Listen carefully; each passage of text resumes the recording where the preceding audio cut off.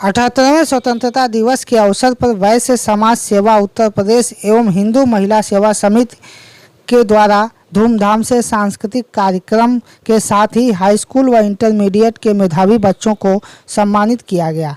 संस्था के अध्यक्ष राजेंद्र गुप्ता शिमला परिवार ने लाटूस रोड स्थित होटल एसपी इंटरनेशनल में कार्यक्रम करते हुए आए हुए व्यापारी नेता संजय गुप्ता सहित सभी अतिथियों को भी सम्मानित किया।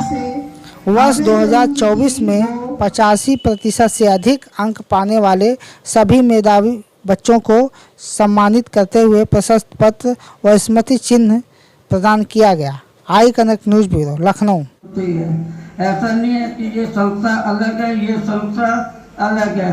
इन्होंने जो मतलब प्रोग्राम बनाया या सहयोग करते, बिना सहयोग का तो कोई काम होता ही नहीं है। सबसे मिलजुल के ये कार्य करते रहते हैं। उन्होंने ये वादा किया है कि हम राजनीतिक में नहीं आएंगे, सामाजिक कार्य में आएंगे। राजनीति में जरूर आइए, क्यों नहीं आएंगे उसकी वजह समझ लीजिए। यदि आपको अपनी कोई बात को मनवानी है, कोई काम को करना है, हम लोग कहते हैं हम राजनीति में नहीं आएंगे, ये गलत है। जब अच्छे लोग राजनीति में नहीं आएंगे तो बुरे लोग आगे बढ़ जाएंगे। एक समय था जब हम लोग व्यापार मंडल में किसी को अध्यक्ष बनाने को कहते थे तो वो कहते थे हम नहीं बनेंगे, चाचा तुम बन जाओ। वो कहते चाचा तुम बन जाओ, बनने को तैयार नहीं होते।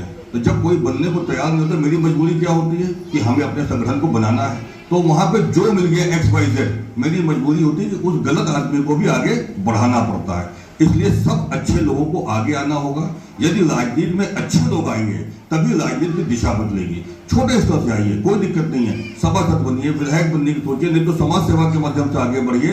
राजनीति कोई बुरी चीज नहीं है। राजनीति बुरी इसलिए हो गई है कि उसमें बुरे लोग आ गए। अगर उसको हम लोग अच्छे तरीके से आएंगे, अच्छे लोग आएंगे, क्योंकि मैं बहुत ज्यादा बातें झूठी कहने वाला नेता नहीं हूँ। मैं आपको यह आश्वासन दे सकता हूँ, किसी की कोई भी समस्या, राजनीति से समस्या, नंबर हमारा ले लीजिएगा। हम लोगों ने तमाम हेल्पलाइन भी शुरू की हुई है। किसी भी तरीके की कोई समस्या, ऐसा नहीं कि मैं सब कुछ मैं ही कर दूंगा, उसके रास्ते बने हुए हैं। सरकार ने हर चीज की व्यवस्था की हुई है। हमें योजनाओं का ज्ञान नहीं होता। यदि हम योजनाओं का ज्ञान ले लें तो सरकार ने ऐसा कोई क्षेत्र नहीं, कोई ये सरकार नहीं, ये पूरी व्यवस्था है। ये 85 साल से चले, जब से देश आजाद हुआ। अब उसका लाभ कौन लेता है? जो नेता वहां पहुंच जाते हैं, उन नेताओं को योजनाओं की जानकारी होती है। वो अपने चाचा को, भतीजे को, फूफा को, मामा को, उनको योजनाओं को लाभ देते हैं। हम लोग सब लोग जितने यहाँ बैठे, क्योंकि मैं ज्यादा व्यापार की बात इसलिए करूँ उस क्षेत्र से हूँ, सब लोग अखबार में जो आखिरी पेज होता है इकोनॉमिक्स वाला, उसको जरूर पढ़े। मुझको लगता है मैक्सिमम लोग वो पेज छोड़ देते हैं।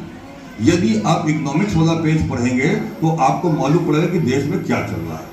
वो हम सब लोग मिल करके अपने केवल बॉर्डर पर जो खड़े होते हैं वही देश सेवा नहीं, हम अपने समाज में जिस भी क्षेत्र में है, अगर उसमें हम ईमानदारी से काम करेंगे, जैसे व्यापारी है मिलावट वाला काम ना करें, टीचर है केवल फीस लेकर के बच्चों को पढ़ा नहीं रही, केवल फीस पर ध्यान दे रही है, डॉक्टर है केवल क्या कहते हैं जबरदस्ती इंजेक्शन लगाए हुए है और इलाज ठीक से नहीं कर रहा या गलत दवाई दे रहा, तो ये सब भी समाज सेवा और देश सेवा ही है। क्योंकि अब आपको जो स्थिति आ गई है, अब जाके कहीं लड़ना नहीं, अब तो देश आजाद हो चुका है, देश को आगे बढ़ाना है। हमारा देश सोने की चिड़िया पहले भी थी, आज भी है। ये भ्रांति फैलाएंगे कि भारत सफेदों का देश है, गंवारों का देश है, अनपढ़ देश है या गरीब देश है।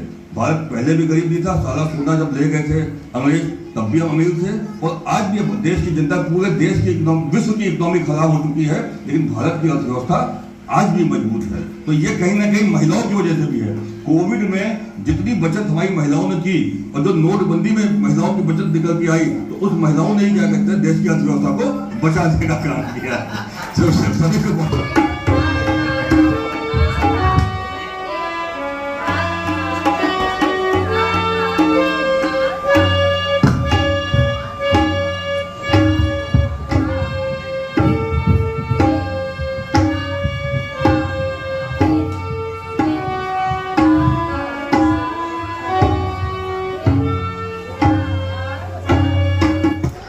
देश मेरे तेरी शान पसंद के कोई धन है क्या, तेरी धूल से बढ़ के, तेरी धूप से रोशन